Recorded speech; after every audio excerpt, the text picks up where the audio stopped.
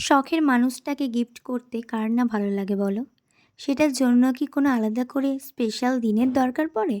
সব দিনই তো স্পেশাল, তাই না? আসলে মানুষটাই তো স্পেশাল। সো হ্যালো এভরিওয়ান, আমি সঞ্চারী। আমার একটা নতুন ব্লগে তোমাদের ওয়েলকাম। দিনটা ছিল 14ই ফেব্রুয়ারি, ভ্যালেন্টাইন্স ডে। আমাদের না অনেক দিনের রিলেশনশিপ, তারপর বিয়ে। কিন্তু আমরা দুজনে কোনো দিনই ভ্যালেন্টাইন ডে সেলিব্রেট করিনি।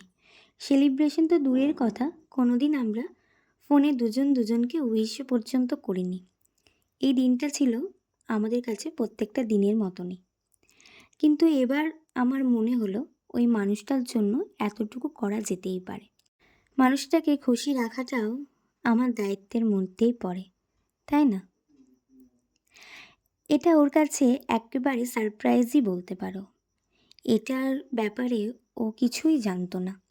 মানে ও একদম হাসতে হাসতেই বাড়ি ঢুকছে, তোমরা ওর এন্ট্রিটা দেখলে। ও কিছু জানেই না। আর জানো, আগের বছর শিবরাত্রির আগের দিন আমার বিয়ে হয়েছিল। এবছর ভ্যালেন্টাইন্স ডেটাও সে একই দিনে পড়েছে, শিবরাত্রির আগের দিন। তাই ডেটটা আমার কাছে একটু ভেরি স্পেশাল, এবং দিনটাও। ও না পারফিউম খুব পছন্দ করে।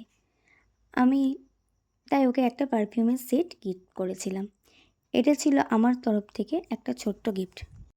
সন্দীপের না নিজস্ব কোনো চাহিদা নেই। ওকে ভালোবেসে যেটা দেবে ওর কাছে সেটাই অনেক দামি।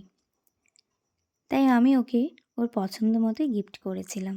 জানি ওর এটা পেয়ে খুব খুশি হবে। ও সেন্ট জাতীয় জিনিস খুব পছন্দ করে। দেখো, ও সব সেন্টগুলোকে দেখছে কোনটার বেশি ভালো গন্ধ। আজ তবে আসি, পরের ভিডিওতে আবার দেখা হবে।